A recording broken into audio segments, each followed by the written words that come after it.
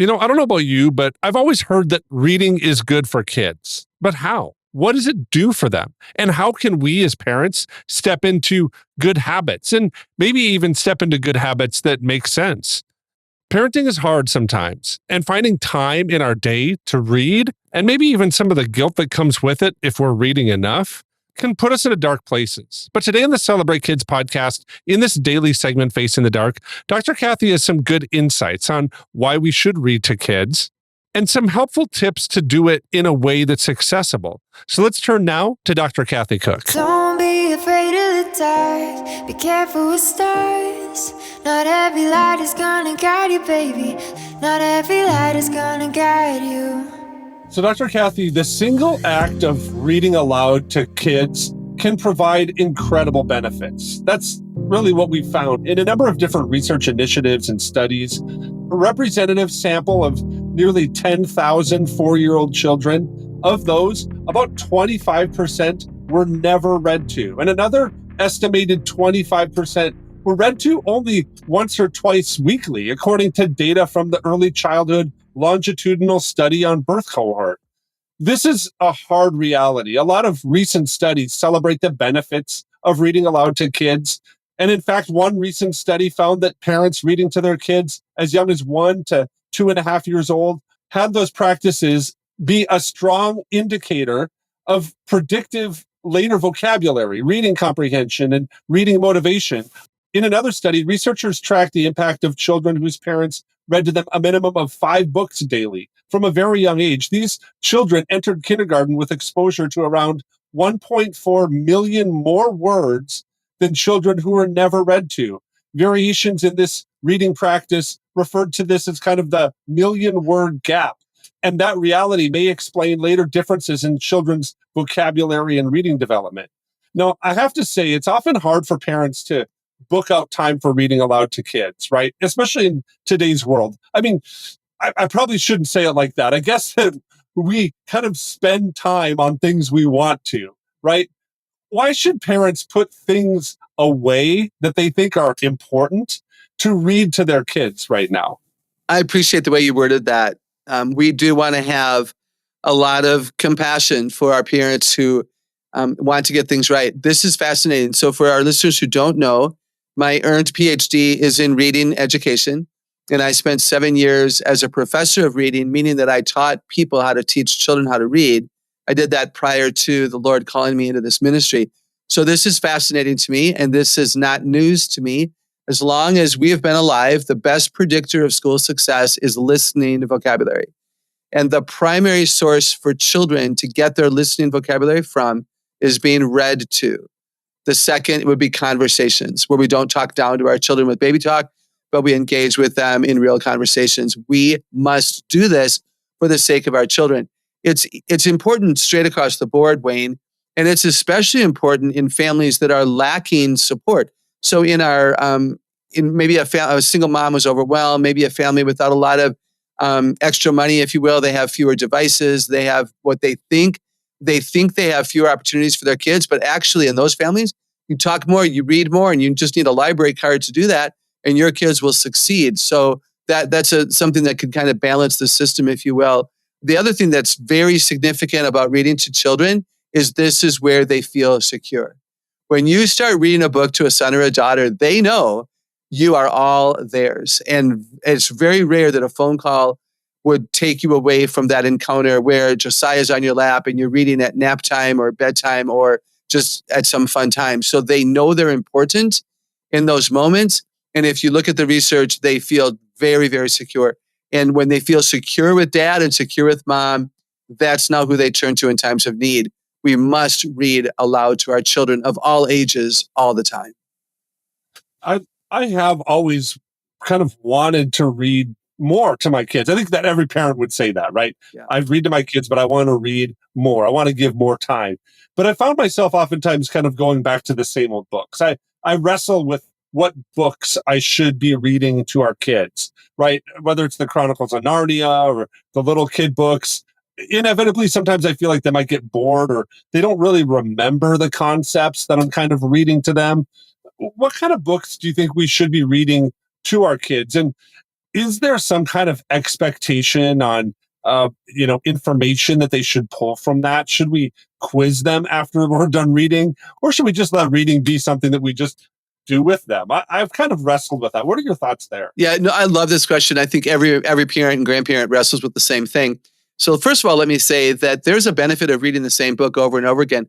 I watch TV shows I've already watched. My family watches White Christmas every Christmas religiously, if you will. We laugh before the joke is finished. We sing along with every song. There's tremendous joy and there's tremendous get-togetherness, if you will, in that. And so if your child has enjoyed a particular book, keep it on every Monday night as a cycle, and they will not be bored. It actually helps their comprehension a lot. Now, if you hate it, that's a problem because you don't necessarily like every book you read a 4-year-old, but it's beneficial for them to have that repetitive nature. Also, you don't need to test them. It's not about knowledge. Now, if you're reading to them part of a science chapter because they're maybe dyslexic and you read to them to help them they're following along while you're reading out loud, then do some assessment. What was the size of the ball that we just read about? But if you're reading for enjoyment and reading for recreational purposes, then no, just have a natural conversation about it like you would as you leave a movie theater. Do you have a favorite part, favorite character? What about the ending? Would you have ended it differently? What do you think? If you were to write the next book in the series, what would you write about? So you can have fun conversation, but it doesn't have to be who was the main character. In fact, I'm going to tell you something. One of the reasons that the research says that a lot of our children do not enjoy reading is that they're assessed on every book they read in school. And I'm going to tell you something, Wayne, you and I own a lot of books, but if I had to take a quiz at the end of every chapter, I wouldn't be reading as much as I read. It would take away a lot of the joy and the personal fulfillment. So let's be careful of that. Two other things to recognize about reading aloud to children. One is read books above their grade level. So if they're a first grader, read books above their grade level. That's why they get their listening vocabulary. Now they know they have words in their head that will help them. And you don't have to know that for sure. A librarian can help you, but just get a guess. And then one more thing that I think is super important, and that is if you have logic smart kids, read nonfiction. So if our listeners are aware of what I teach about the 8 different smarts we have, those of us who are logic smart, we think with questions and we love it when the world makes sense. I don't want you to read me a book about a dinosaur playing baseball. Dinosaurs are not alive right now and dinosaurs cannot play baseball. So I'm thinking my mom is stupider than I thought she was because she's actually thinking that there's a dinosaur that can play baseball. And so if I'm a very logic smart kid, I want to read a book about a dinosaur. I want to read a book about a frog and a toad, not a story about the frog and the toad who go fishing, because my little brain is like, that's not possible. For a season, we all like fantasy, but some kids grow out of it faster. Watch for that and then read to them books that are full of information because that's how God wired your kids. Yeah, Dr. Kathy, I think that's so true. I find myself in that too, just wanting to read the books that I think are interesting. And then I do have a logic smart kid that I'm thinking, oh man, this is going to be a little bit different. But we found joy in finding the books that are like that 20 random facts about this time in history. Yeah. And that's been so fun for us. And that's been a lot because you've kind of encouraged that inside of a lot of the work that you've done. And I want to kind of bring this up as we kind of get to this place of closing out the show. As parents, and I would even say like grandparents and those that work with kids, is there a best time for us to read to our kids? What kind of rhythms or habits would you recommend for, busy moms or dads or grandparents or those that work with kids to have kind of the greatest impact on kids when we do take this time and work to spend some time reading to them? Being consistent is super valuable. A lot of people do it, of course, at bedtime. I've heard from a lot of moms that they lay down with their kids to read a book and they fall asleep by the 4th page. And the kid is nudging mom. Mommy, finish the story. So, bedtime might not work for all of our busy listeners. I think consistency is a real key. 1 or 2 stories at the end of a long day. It doesn't have to be in bed. It could be on the couch with all 5 of your kids. There's a lot of great read alouds that families with different age children can enjoy. Sometimes mom reads, sometimes dad reads, even maybe sometimes the 15-year-old reads to the 10, 7, and 4-year-old. I think that'd be cool. In the middle of the day as a quiet time break, I know of some moms who ask everyone in the family to quiet down at 1 o'clock or whatever, and maybe that's a good time when you read a part of a story. You let the kids doodle if they're picture smart. You let them maybe play with their shoelaces if they're kinesthetic in that way. You don't have to demand exact attention, but you read because it quiets us down. it ministers to our soul, I think, in a really unique way. And it causes that heart to beat for the security, like I mentioned earlier. So be consistent. I'm guessing for many of you, as Dr. Kathy was talking, maybe that verse from Deuteronomy 6 popped into your head. It definitely popped into mine. It comes out of Deuteronomy 6, and I'm going to begin reading at verse 4. Hear, O Israel, the Lord our God, the Lord is one. Love the Lord your God with all your heart, with all your soul, and with all of your strength. These commandments that I give you today are to be in your hearts. Impress them on your kids. Talk about them when you sit at home and when you walk along the road, when you lie down and when you get up. Tie them as symbols on your hands and bind them on your foreheads. Write them on the door frames of your homes and on your gates.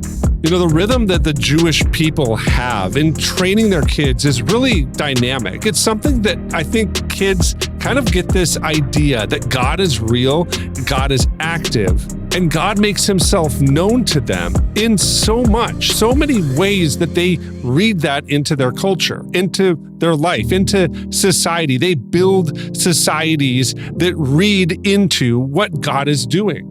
And I think this simple habit of getting a book out and reading to our kids can be a way that we teach them that knowledge is all around us, that there's different wisdom that they can pull out of different situations, and they can start to think and see things differently. I think that doing this and then highlighting some scriptural backing inside of the stories is building for them what I would call kind of tiny muscles, little muscles that they get this habit of always looking to see in the stories and the interactions and the dynamics of what they live, the reality that God is active and real in their life. I think teaching our kids to do that can help them shine bright light into dark times. And I think reading aloud to them can be a simple way that we can do that. So I want to encourage you today. Take some time tonight, today, maybe even have your kid read on your way to school or on the way to the grocery store. Getting them in this habit of interpreting and understanding the world is something that's really valuable and important for us to do. I want to thank you for listening to the Celebrate Kids podcast in this daily segment, Face in the Dark. On behalf of Dr. Kathy Cook, my name is Wayne Stender, and I'm looking forward to seeing you here again tomorrow.